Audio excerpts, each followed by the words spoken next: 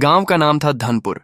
एक ऐसा गांव जहां सड़कें कम और गड्ढे ज्यादा थे, जहां सपने देखना अमीरी माना जाता था और पढ़ाई करना बगावत।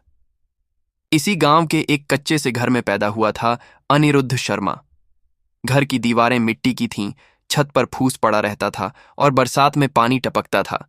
लेकिन उस घर में एक चीज बहुत मजबूत थी, उसके पिता रामस्वरूप शर्मा का आत्मसम्मान। रामस्वरूप गांव के सरकारी स्कूल में चपरासी थे। महीने के 6,500 रुपये, उसी में घर चलता था। माँ की दवाइयां आती थीं और अनिरुद्ध की पढ़ाई होती थी। माँ कमला देवी अक्सर बीमार रहती थीं। कमजोरी इतनी कि ज्यादा देर खड़ी नहीं रह पाती, लेकिन बेटे को पढ़ते देख उनके चेहरे पर जो मुस्कान आती थी, वही उनकी असली दवा थी। अनिरुद्ध बचपन से ही अलग था। जब बाकी बच्चे गिल्ली डंडा खेलते, वह स्कूल की टूटी हुई लाइब्रेरी में बैठकर पुरानी किताबें पढ़ता। उसे समझ नहीं आता था कि कलेक्टर क्या होता है, लेकिन जब भी गांव में कोई अफसर आता और लोग डर के मारे सीधे खड़े हो जाते, तो उसके मन में एक सवाल उठता, इतनी ताकत कैसे मिलती है। एक दिन स्कूल में मास्टर जी ने पूछा, बड़ा होकर क्या बनोगे अनिरुद्ध? पूरी क्लास में हंसी गूंज गई, क्योंकि चपरासी के बेटे से सपनों की उम्मीद ही कौन करता था। अनिरुद्ध ने धीरे से कहा, सर, मैं आईएएस अफसर बनूंगा। हंसी और तेज हो गई। एक लड़का बोला, अरे इसके लिए तो अंग्रेजी चाहिए, पैसा चाहिए, कोचिंग चाहिए। दूसरा बोला, तेरा बाप तो स्कूल का चपरासी है। अनिरुद्ध चुप रहा, लेकिन उस दिन उसने मन ही मन एक कसम खा ली, या तो आईएएस बनूंगा या फिर हार नहीं मानूंगा। समय बीतता गया। 10वीं में उसने पूरे ब्लॉक में पहला स्थान पाया। पिता की आंखों में पहली बार गर्व के आंसू थे, लेकिन खुशी ज्यादा दिन नहीं टिकी। 12वीं के बाद कॉलेज का सवाल आया और सवाल के साथ आया पैसा। बेटा, पिता ने एक रात कहा, शहर भेजना मुश्किल है, फीस किराया मैं नहीं कर पाऊंगा। अनिरुद्ध ने पहली बार पिता को टूटते देखा। उसी रात उसने पास के कस्बे में एक प्राइवेट स्कूल में चपरासी की नौकरी पकड़ ली। दिन में काम, रात में पढ़ाई। लोग कहते, इतनी मेहनत किस लिए? वह बस एक ही जवाब देता, क्योंकि मुझे हारना नहीं है। पहली बार यूपीएससी का फॉर्म भरा तो गांव वालों ने ताना मारा। फॉर्म भरने से अफसर बन जाता तो हर कोई बन जाता। पहला अटेम्प्ट आया और असफलता मिली। दूसरा आया, फिर असफलता। तीसरे में इंटरव्यू तक पहुंचा, लेकिन सिलेक्शन नहीं हुआ। माँ उस समय तक बहुत कमजोर हो चुकी थीं। एक रात उन्होंने कहा, बेटा, अगर नहीं हुआ तो छोड़ देना, मुझे तुझे दुखी नहीं देखना। अनिरुद्ध ने उनका हाथ पकड़ा और बोला, माँ, अगर आज छोड़ दिया तो जिंदगी भर खुद से नजर नहीं मिला पाऊंगा। चौथे प्रयास में हालात सबसे मुश्किल थे। पैसे नहीं थे, नौकरी छूट चुकी थी, पिता रिटायर हो चुके थे। लेकिन इसी प्रयास में अनिरुद्ध ने वो कर दिखाया जो लोग नामुमकिन कहते थे। जब रिजल्ट आया और लिस्ट में नाम दिखा, अनिरुद्ध शर्मा आईएएस, तो पूरे गांव में सन्नाटा छा गया। वही लोग जो हंसते थे आज सिर झुकाए खड़े थे। पिता ने कांपते हाथों से बेटे का सिर छुआ और बस इतना कहा, आज मेरा कद बड़ा हो गया बेटा। लेकिन कहानी यहीं खत्म नहीं होती। असल लड़ाई तो आईएएस बनने के बाद शुरू होती है, जहां सत्ता है, भ्रष्टाचार है और सच बोलने की कीमत चुकानी पड़ती है।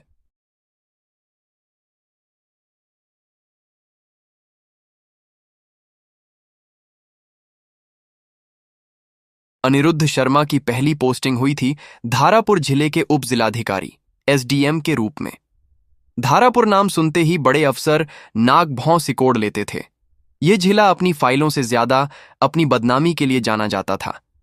यहां नियम कागजों में थे और हक ताकतवरों की जेब में। जब अनिरुद्ध पहली बार सरकारी जीप से तहसील पहुंचा, तो बाहर खड़े लोगों की नजरें उसके चेहरे से ज्यादा उसकी कुर्सी पर टिकी थीं। सब देखना चाहते थे, ये नया अफसर कैसा है, बिकाऊ है या अड़ियल। कार से उतरते ही एक चपरासी दौड़कर आया, सर, स्वागत है, साहब लोग अंदर इंतजार कर रहे हैं। अनिरुद्ध ने हल्की मुस्कान के साथ कहा, पहले आम लोगों से मिलेंगे। चपरासी ठिठक गया।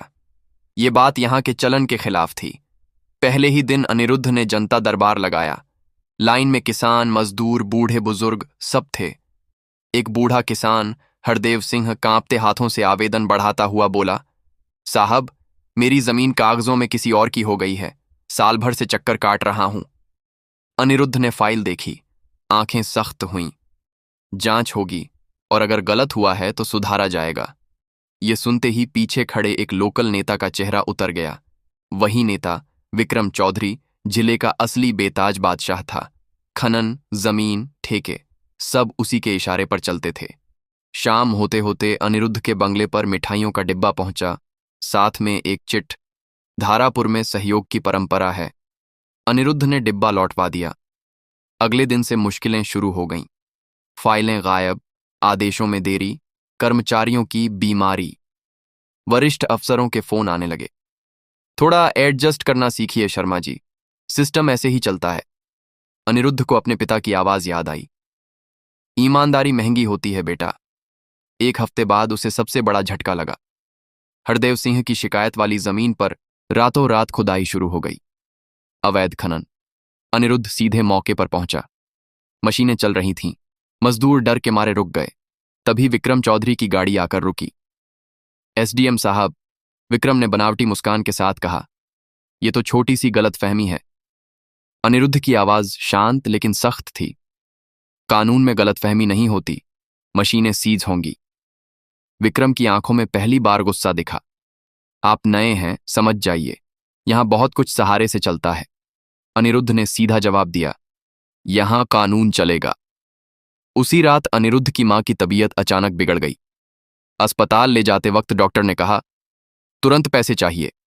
जेब में सीमित रकम थी। उसी समय फोन आया, साहब अगर थोड़ा समझौता कर लें तो मदद हो जाएगी। अनिरुद्ध ने फोन काट दिया। मां बच गईं, लेकिन संदेश साफ था, सिस्टम अब निजी हमले पर उतर आया था। सोशल मीडिया पर उसके खिलाफ अफवाहें उड़ने लगीं। घमंडी अफसर, जनता से दूर, ऊपर की कमाई बंद कर दी। कुछ अखबारों में खबर छपी, नया एसडीएम विकास रोक रहा है। एक दिन देर शाम एक महिला रोती हुई बंगले पर आई। नाम था सुनीता। बोली, साहब मेरे पति ने खनन माफिया के खिलाफ गवाही दी थी, आज उन्हें उठा लिया गया। अनिरुद्ध ने बिना देर किए पुलिस को बुलाया। एसपी ने धीमी आवाज में कहा, सर ऊपर से दबाव है। अनिरुद्ध ने मेज पर हाथ रखा, अगर आज नहीं ढूंढा तो मैं खुद एफआईआर में नाम लिखवाऊंगा। रात भर दबिश चली। सुबह होते होते सुनीता का पति मिल गया, जिंदा लेकिन डरा हुआ।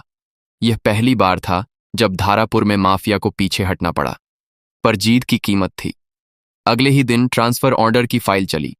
वरिष्ठ अफसर बोले, आप बहुत तेज चल रहे हैं। अनिरुद्ध ने बस इतना कहा, मैं सही चल रहा हूं। ट्रांसफर रुक गया, लेकिन दुश्मनी पक्की हो गई। अनिरुद्ध जान चुका था, यह सिर्फ शुरुआत है। असली लड़ाई उस दिन होगी जब उसे पूरे जिले को हिला देने वाला एक फैसला लेना पड़ेगा। धारापुर अब अनिरुद्ध शर्मा के लिए सिर्फ एक जिला नहीं रहा था, वह उसकी पहचान बन चुका था। जिस मिट्टी ने उसे चुनौती दी थी, उसी ने उसे सम्मान भी दिया। कलेक्टर बनने के बाद अनिरुद्ध ने कभी यह नहीं भूला कि यह कुर्सी स्थायी नहीं है, लेकिन इसके फैसलों का असर पीढ़ियों तक रहता है। हर सुबह वह कलेक्ट्रेट पहुंचता तो सबसे पहले बाहर खड़े लोगों की भीड़ देखता और मन ही मन खुद से कहता, इनमें से हर चेहरे की उम्मीद मेरी जिम्मेदारी है। एक दिन राज्य सचिवालय से एक गोपनीय पत्र आया। विषय था राष्ट्रीय औद्योगिक गलियारा परियोजना। धारापुर को इस परियोजना का हिस्सा बनाया जाना था। कागजों में यह विकास की सबसे बड़ी योजना थी, हजारों करोड़ का निवेश, फैक्ट्रियां, रोजगार। लेकिन अनिरुद्ध जैसे ही नक्शे और रिपोर्ट देखने लगा, उसका दिल बैठ गया। प्रस्तावित जमीन वही थी जहां सैकड़ों किसान पीढ़ियों से खेती कर रहे थे, जहां स्कूल, मंदिर और कब्रिस्तान थे। शाम को एक उच्च स्तरीय बैठक हुई। बड़े बड़े अधिकारी, नेता, उद्योगपति।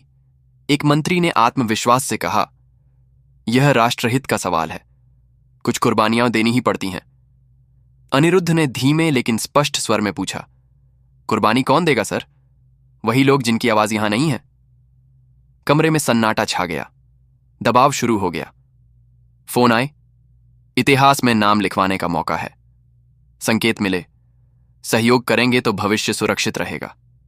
यह वही मोड़ था जहां ज्यादातर ईमानदार लोग भी चुप हो जाते हैं। लेकिन अनिरुद्ध ने वही किया जो उसे सही लगा। उसने जमीनी सर्वे कराया, ग्राम सभाएं बुलाईं, किसानों की बात सुनी। रिपोर्ट में साफ लिखा, परियोजना का मौजूदा स्वरूप सामाजिक अन्याय है।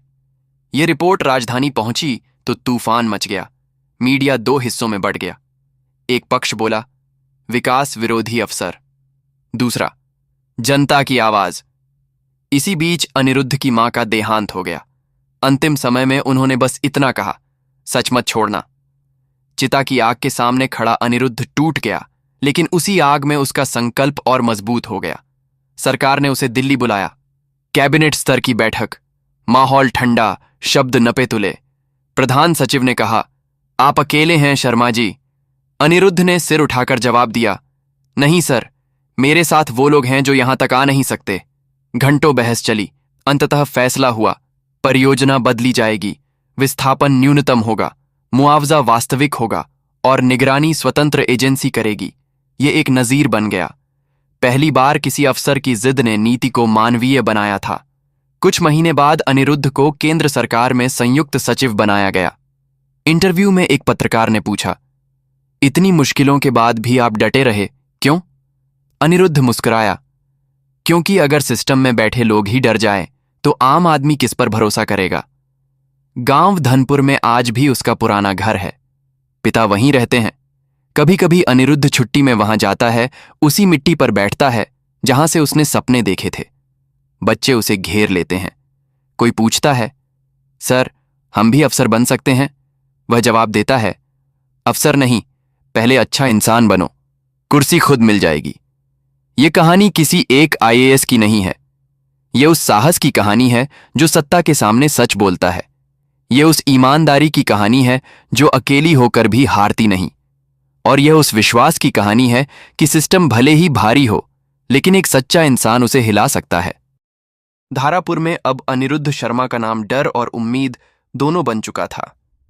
डर उन लोगों के लिए जो बरसों से व्यवस्था को लूट रहे थे, और उम्मीद उन आम लोगों के लिए जो पहली बार किसी अफसर की आंखों में अपना दर्द उतरते देख रहे थे। लेकिन जैसे जैसे अनिरुद्ध की पकड़ मजबूत होती गई, वैसे वैसे उसके सामने खड़े दुश्मनों का दायरा भी फैलता गया। अब यह लड़ाई सिर्फ जिले तक सीमित नहीं थी। इसके तार राजधानी के वातानुकूलित कमरों तक जुड़ चुके थे। एक सुबह अनिरुद्ध के टेबल पर एक मोटी फाइल रखी थी, जल जीवन मिशन विशेष समीक्षा। ऊपर से नोट था, तत्काल निपटान करें। फाइल खोलते ही उसके माथे पर बल पड़ गए। गांव गांव में पानी की टंकियां, पाइपलाइन, पंप, सब कागजों में पूरे थे, लेकिन जमीनी हकीकत में आधा काम भी नहीं। बिल पूरे पास, भुगतान पूरा और पानी सूखा। उसने टीम बनाई। बिना बताए निरीक्षण शुरू हुआ। कहीं टंकी खोखली, कहीं पाइप गायब, कहीं काम शुरू ही नहीं। सबसे चौंकाने वाली बात, एक ही ठेकेदार का नाम बार बार, वही पुराना नाम, विक्रम चौधरी। अनिरुद्ध समझ गया, ये कोई साधारण अनियमितता नहीं, बड़ा घोटाला है। शाम को फोन आया। इस बार आवाज नरम थी, लहजा मीठा। शर्मा जी, आप समझदार आदमी हैं, इतनी मेहनत क्यों? अनिरुद्ध ने शांति से कहा, क्योंकि ये जनता का पैसा है। उधर से हंसी आई। जनता भूल जाती है, अफसर नहीं। अगले दिन अनिरुद्ध ने रिकवरी और एफआईआर का आदेश दे दिया। कलेक्ट्रेट में भूचाल आ गया। फाइलें इधर उधर होने लगीं। कुछ अधिकारी खुलेआम असहज दिखने लगे। एक वरिष्ठ बाबू ने धीमे से कहा, सर, ऊपर बहुत दबाव है। अनिरुद्ध ने नजर उठाई। ऊपर संविधान है। यहीं से हमला तेज हो गया। उसकी ईमानदारी को ही हथियार बनाकर उस पर वार होने लगे। एक पुराना मामला उछाला गया, कॉलेज के समय की एक स्कॉलरशिप। जांच बैठी, मीडिया ट्रायल शुरू हुआ। टीवी पर बहस, क्या एसडीएम शर्मा भी दागी हैं? घर पर मां की तबीयत फिर बिगड़ने लगी। पिता चुपचाप सब देखते रहे, बोले कुछ नहीं, लेकिन उनकी खामोशी भारी थी। इसी बीच एक रात सुनीता फिर आई, डरी हुई। बोली, साहब, मेरे पति की गवाही बदलवाने का दबाव है। अनिरुद्ध ने निर्णय लिया, अब आधे कदम नहीं। उसने सीधे सीबीआई को संदर्भ भेजा और राज्य सरकार को रिपोर्ट सौंपी। यह फैसला करियर का सबसे जोखिम भरा कदम था। 2 दिन बाद ट्रांसफर ऑर्डर फिर आया, इस बार सख्त। दूर दराज का विभाग, बिना स्टाफ, बिना अधिकार। कलेक्ट्रेट के गलियारे में लोग फुसफुसा रहे थे। खेल खत्म। अनिरुद्ध ने ऑर्डर पढ़ा, गहरी सांस ली और फाइल बंद कर दी। उसने सोचा, अगर आज झुक गया तो उम्र भर खड़ा नहीं हो पाऊंगा। उसने चार्ज छोड़ा। जाते वक्त जनता की भीड़ इकट्ठा थी। किसी ने माला पहनाई, किसी ने आंसू पोंछे। हरदेव सिंह ने बस इतना कहा, साहब, आप जैसे लोग रहेंगे तो हम बचेंगे। नई पोस्टिंग में अनिरुद्ध के पास संसाधन कम थे, लेकिन सबूत उसके पास थे। उसने चुपचाप काम किया। महीनों बाद सीबीआई की रेड पड़ी। नकद, दस्तावेज, बेनामी संपत्ति सब सामने आया। खबरें बदलीं। वही चैनल जो सवाल उठा रहे थे अब हेडलाइन चला रहे थे, ईमानदार अफसर की जीत। विक्रम चौधरी गिरफ्तार हुआ। कई बड़े नाम बेनकाब हुए। सरकार को पीछे हटना पड़ा। अनिरुद्ध का ट्रांसफर रद्द हुआ। उसे जिला कलेक्टर बनाया गया, उसी धारापुर का। पहले दिन कलेक्टर के रूप में उसने वही बात दोहराई जो कभी एसडीएम बनकर कही थी। यह कुर्सी ताकत की नहीं, जिम्मेदारी की है। उस रात उसने मां के पास बैठकर कहा, मां, डर लगा था। मां मुस्कुराई। डर सबको लगता है बेटा, सही काम वही है जो डर के बाद भी किया जाए। धारापुर में पानी आया, सच में। स्कूल खुले, सच में। और लोगों के चेहरों पर भरोसा लौटा, सच में। अनिरुद्ध जानता था लड़ाइयां और आएंगी, लेकिन अब उसे यकीन था कि सच अकेला नहीं होता, देर से सही जीतता जरूर है। दिल्ली की इमारतें ऊंची थीं, लेकिन वहां इंसानों की आवाज अक्सर बहुत छोटी हो जाती थी। संयुक्त सचिव के पद पर बैठा अनिरुद्ध शर्मा यह बात पहले ही हफ्ते समझ गया था। यहां फाइलें ज्यादा बोलती थीं और लोग कम। फैसले एयर कंडीशन्ड कमरों में होते थे, लेकिन उनका असर गांवों की धूल में दिखाई देता था। अनिरुद्ध का विभाग था ग्रामीण प्रशासन सुधार। कागजों में यह एक नीति निर्माण वाला विभाग था, लेकिन असल में यह उन फाइलों का कब्रिस्तान था जिन्हें सालों से किसी ने गंभीरता से नहीं पढ़ा था। पहले दिन ही एक वरिष्ठ अधिकारी ने हंसते हुए कहा, यहां जमीन पर कुछ नहीं होता शर्मा जी, यहां सिर्फ नोटिंग होती है। अनिरुद्ध ने मन ही मन सोचा, अगर यहां भी कुछ नहीं हुआ तो फिर कहीं नहीं होगा। उसने सबसे पहले पुराने मामलों की समीक्षा शुरू की। एक रिपोर्ट बार बार सामने आ रही थी, जन शिकायत निवारण प्रणाली विफल, करोड़ों खर्च, लेकिन आम आदमी को न्याय नहीं। अनिरुद्ध ने निर्देश दिया, हर शिकायत का टाइम बाउंड जवाब और देरी की जिम्मेदारी तय होगी। विरोध तुरंत शुरू हो गया। इतना प्रैक्टिकल मत बनिए, नीति में लचीलापन होना चाहिए। असल में लोग जवाबदेही से डर रहे थे। इसी बीच एक घटना हुई जिसने अनिरुद्ध को झकझोर दिया। एक छोटे से जिले से आई शिकायत, एक आदिवासी महिला की जमीन गलत तरीके से छीन ली गई थी। केस सालों से घूम रहा था। अनिरुद्ध ने फाइल मंगवाई। देखा, नीचे से ऊपर तक हर स्तर पर निपटा दिया गया लिखा था। उसने जिले के कलेक्टर को फोन किया। सर, केस तो बंद है। अनिरुद्ध ने शांत स्वर में कहा, कागजों में, जिंदगी में नहीं। उसने राष्ट्रीय स्तर पर पहली बार एक प्रयोग शुरू किया, फील्ड ऑफिसर डे। हर वरिष्ठ अधिकारी को साल में कम से कम 5 दिन गांवों में रहना अनिवार्य किया गया। मीटिंग में बैठे कई चेहरे उतर गए। मीडिया में खबर आई, आईएएस अधिकारी बना सिस्टम के लिए परेशानी। लेकिन दूसरी तरफ सोशल मीडिया पर ट्रेंड चला, अफसर जो सुनता है अनिरुद्ध जानता था। अब विरोध व्यक्तिगत नहीं, वैचारिक हो चुका है। एक दिन प्रधानमंत्री कार्यालय से बुलावा आया। कमरे में सन्नाटा था।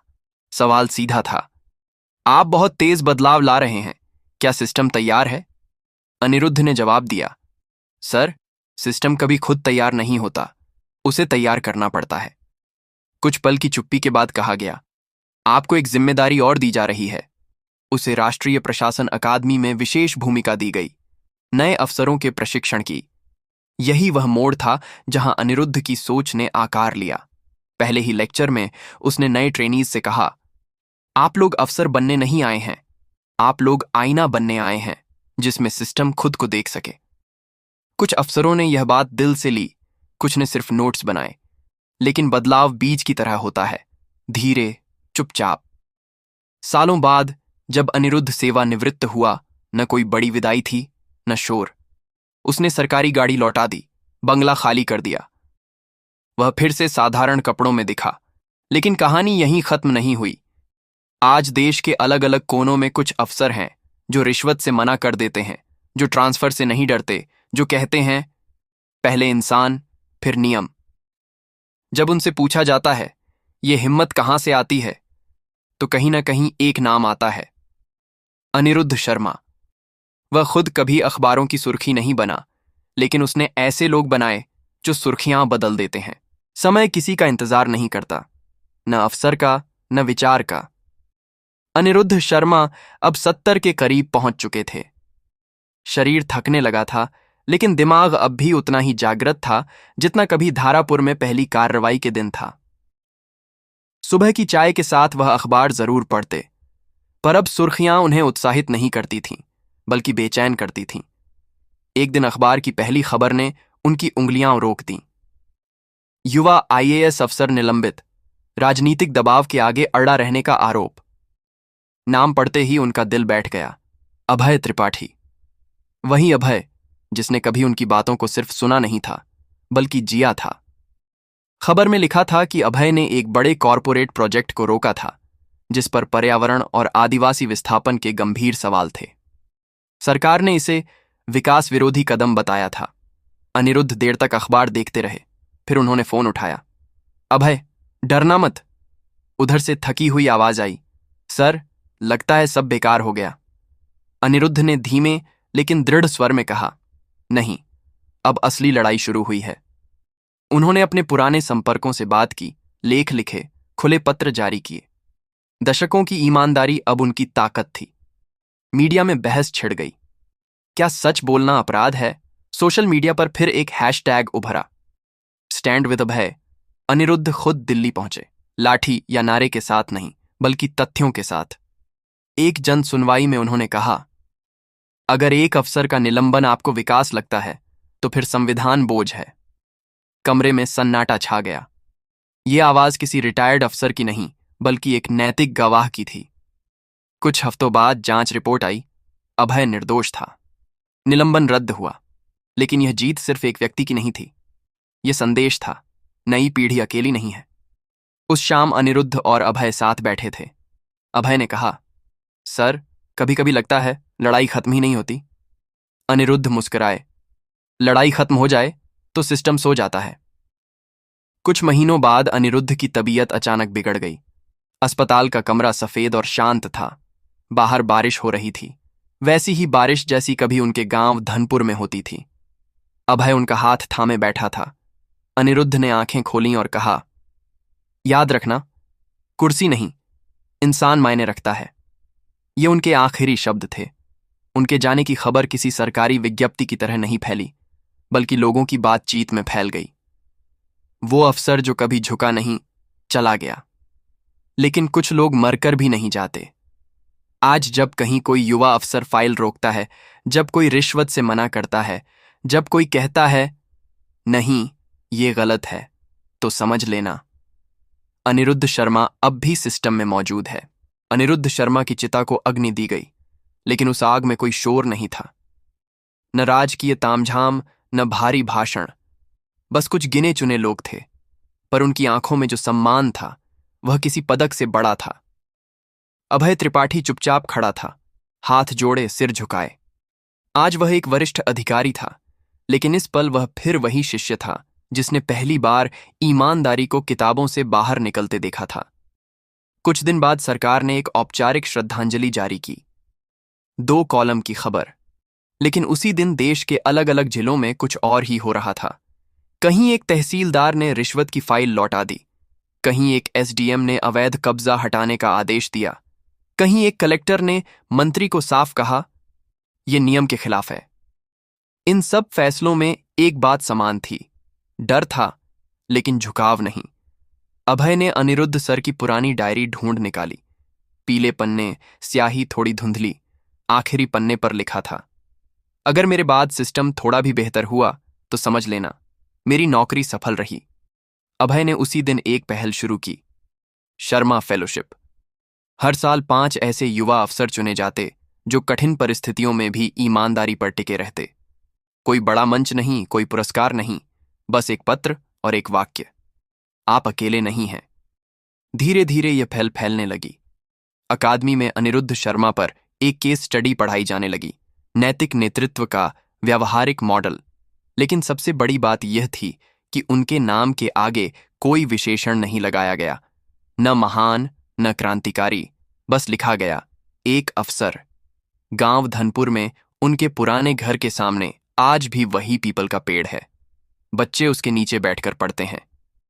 किसी ने दीवार पर चाक से लिखा है, यहां से एक आईएएस निकला था, जो इंसान बनकर रहा। कभी कभी कोई बच्चा पूछता है, क्या हम भी उनके जैसे बन सकते हैं? तो कोई बड़ा जवाब देता है, उन जैसा नहीं, अपने जैसा बनो, बस गलत के सामने खड़े रहो।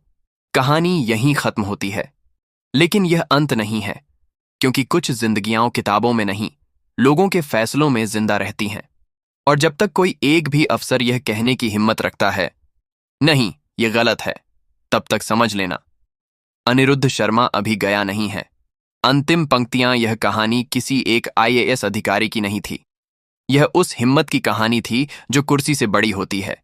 मेरा नाम अभय त्रिपाठी है। जब मैंने यूपीएससी पास किया था, तब मुझे सबसे ज्यादा खुशी रैंक की नहीं थी, बल्कि उस दिन की थी जब हमें बताया गया, आज आपके सामने लेक्चर लेने आ रहे हैं अनिरुद्ध शर्मा। अकादमी में यह नाम किसी किंवदंती की तरह लिया जाता था। कहा जाता था, ये वो अफसर हैं जो सिस्टम से लड़े, लेकिन सिस्टम को तोड़ा नहीं, सुधारा। हम सब सोचते थे, इतनी बातें, शायद हकीकत कम और कहानी ज्यादा होगी। फिर वह दिन आया, न कोई भारी भाषण, न स्लाइड्स, न आंकड़े, साधारण सी शर्ट, शांत चेहरा और आंखों में अजीब सी सच्चाई। उन्होंने पहला सवाल हमसे किया, बताओ, अफसर बनने के बाद सबसे बड़ा डर क्या होता है? किसी ने कहा, ट्रांसफर, किसी ने सस्पेंशन, किसी ने राजनीतिक दबाव। अनिरुद्ध सर मुस्कुराए और बोले, गलत जवाब नहीं है, लेकिन असली डर है धीरे धीरे गलत को सही मान लेने का। उस दिन उन्होंने हमें कोई नियम नहीं सिखाया, उन्होंने हमें खुद से लड़ना सिखाया। उन्होंने धारापुर का किस्सा सुनाया, कैसे पहली बार फाइल रोकी थी तो हाथ कांप रहे थे, कैसे मां बीमार थीं और समझौते का फोन आया था, कैसे अकेलेपन में रात को नींद नहीं आती थी। उन्होंने साफ कहा, ईमानदार अफसर कोई सुपर हीरो नहीं होता, वो डरता है, टूटता है, लेकिन फिर भी गलत के साथ खड़ा नहीं होता। लेक्चर खत्म होने के बाद हम में से कई चुप थे। उस दिन पहली बार समझ आया, आईएएस होना पद नहीं, परीक्षा है, हर दिन की। ट्रेनिंग के बाद मेरी पहली पोस्टिंग एक संवेदनशील जिले में हुई। अवैध शराब, माफिया, दबाव, सब था। एक दिन मुझे भी वही फोन आया जो कभी अनिरुद्ध सर को आया होगा, सर, सिस्टम समझिए। उस रात मैं सो नहीं पाया। सुबह फाइल खोली और वही लाइन दिमाग में गूंज रही थी, गलत को सही मान लेना ही हार है। मैंने कार्रवाई की, परिणाम भी आए, धमकियां, शिकायतें, रिपोर्ट्स। लेकिन जब पहली बार एक गरीब महिला ने कहा, साहब, आज पहली बार लगा कि सरकार हमारी भी है, तो समझ आया मैं सही रास्ते पर हूं। सालों बाद एक सेमिनार में अनिरुद्ध शर्मा को फिर देखा। उम्र बढ़ गई थी, चाल धीमी थी, लेकिन आंखों की आग वहीं थी। मैंने जाकर उनके पैर छुए और कहा, सर, अगर आप ना होते तो शायद मैं भी समझौता कर लेता। उन्होंने मेरा कंधा थपथपाया और कहा, अगर मैं न भी होता तब भी कोई और होता, बस जरूरत है एक को शुरुआत करने की। आज जब मैं यह लिख रहा हूं, देश के अलग अलग जिलों में ऐसे कई अफसर हैं जो कभी अनिरुद्ध शर्मा से मिले भी नहीं, लेकिन फिर भी उनके फैसलों में उनकी छाया है। क्योंकि कुछ लोग कुर्सी छोड़ देते हैं, लेकिन विचार छोड़कर नहीं जाते।